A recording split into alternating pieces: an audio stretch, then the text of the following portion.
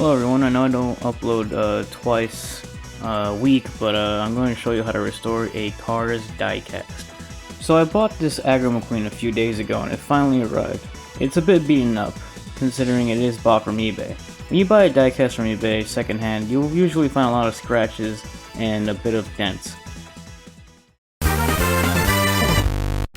You don't really have to do this, you can just do it without taking apart the diecast, but I personally do it. I use a hyper tough drill and a drill bit, and I just flip the diecast over and pretty much drill on the rivets for about a minute or 50 seconds depending on how strong your drill is. Mine isn't pretty strong, so I'll have to be drilling for quite a while.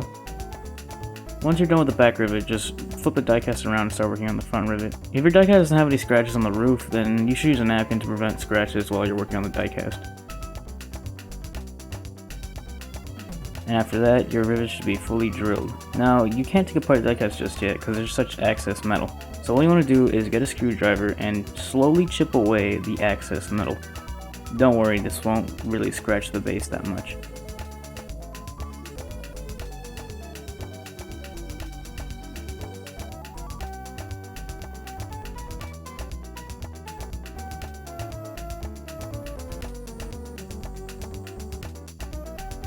Once you're done with that, just press the back window and the base should pop right out. If the front doesn't pop out, wiggle the base till it pops out, or if your car has a mouth plate, just push down on the mouth plate.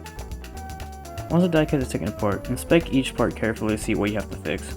I have to fix the light year tires on the diecast, these window bars, and more light year text, and pretty much fix away these chips and fix the mouth plate. So now you get all your pieces and get ready to start restoring this diecast. I highly recommend using Apple Barrel matte paint, but for this video I'm going to experiment and use Apple Barrel's glossy red paint, Real Red.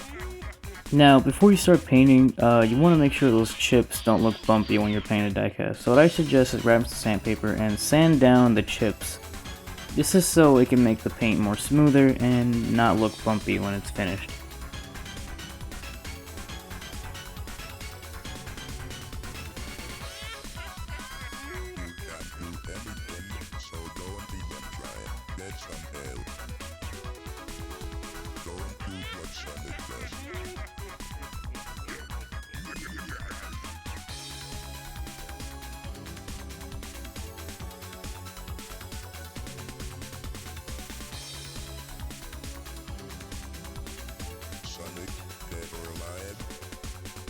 If you follow my tutorial on how to make a custom car's diecast, pretty much you open your paint and you pretty much paint using the bottle cap. This is to prevent having a mess. So grab a thin brush and start painting away. Remember, this is the first coat. Just paint a very easy first coat and wait for it to dry. It usually takes about 10 to 15 minutes.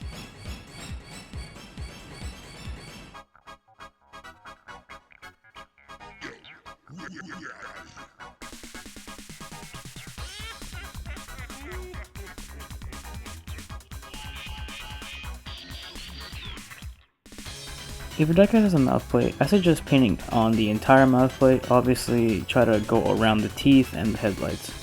Make sure to brush very gently, by the way. In between coats, make sure to close your paint to prevent any dry paint from getting on the diecast, and put your mouth plate somewhere so it doesn't fall off. Once the first coat is done, you start applying the second coat. In case your brush is way too thin, then I suggest getting a thicker brush, because I just gave up and started using a thicker brush. By the way, from the window bars, pretty much grab a toothpick and thinly paint on the scratches. If there was minimal scratches, then you'll be fine.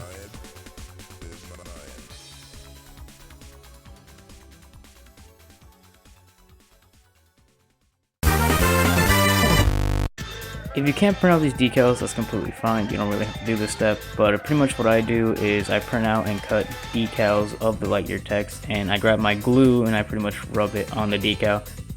An alternative and much better way to apply the decals is if you rub the glue on the tire and you paste the decal there. Also, I apologize for my camera constantly going out of focus, it's just fucking stupid. Once you're done with that, you have all 4 sets of tires fixed.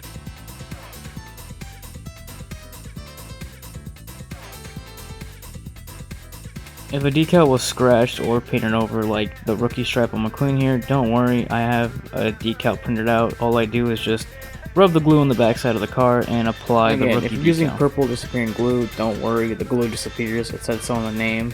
If your decals peel off a little bit, then pretty much peel them off a little bit and just apply more glue and really plaster it on there to prevent more peeling off.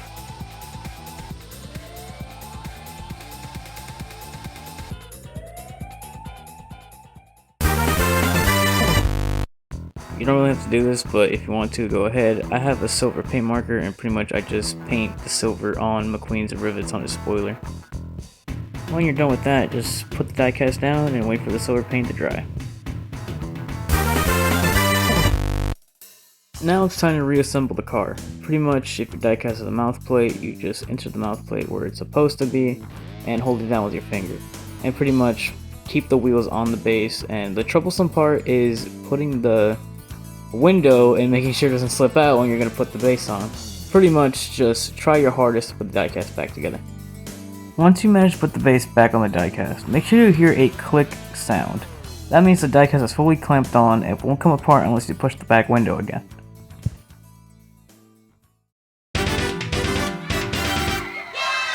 And with that, you have fully restored your diecast from looking like this to this. It's not really good enough, but it's good enough to be right next to your diecast and your stop motion racetracks and a great display piece. Thank you all for watching this video. I hope you guys enjoyed it.